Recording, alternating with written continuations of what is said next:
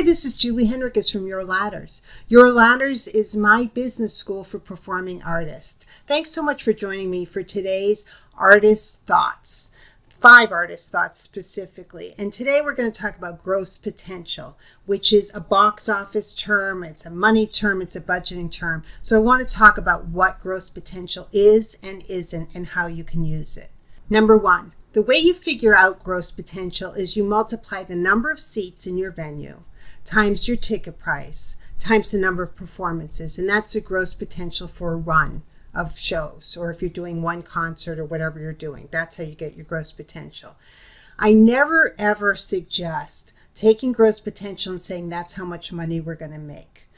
Over time, you'll be able to estimate how many seats you actually sell for your performances. But if you promise yourself that you're going to sell 100% of your tickets and you build your budget around those expectations, you're going to be disappointed. So my suggestion is look at 50 to 60% of your house, maybe lower.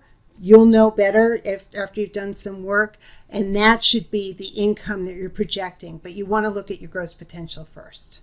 Number 2, know that getting rights for a show and negotiating rights, you'll use gross potential for those. So that you do need to understand this figure and know how to use it.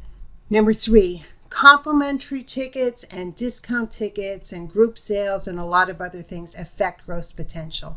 One comp means that you're not going to meet your gross potential. So understand that as you're discounting tickets or giving them away, that's what you're affecting is the gross potential for your show and the bottom line.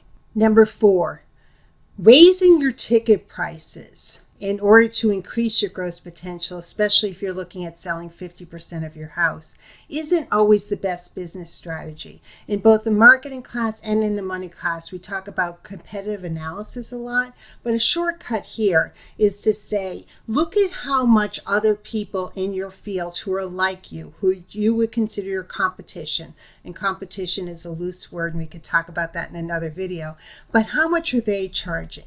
If you're going to charge significantly more, can you make the case that you're worth that much more? Or are audiences used to paying that smaller amount?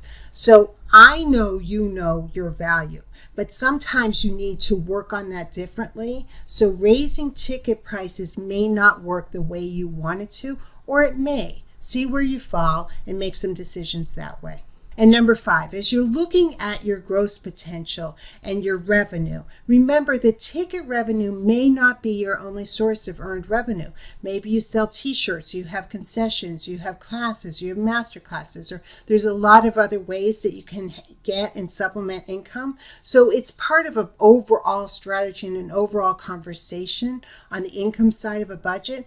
But I did want to talk about the term gross potential. Thanks so much for watching this video. Make sure you subscribe to this channel on YouTube, and also go on Facebook and like Your Ladders.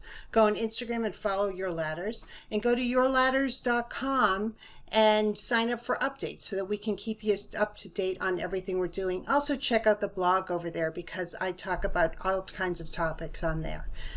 Stay tuned for the next video. We'll see you soon.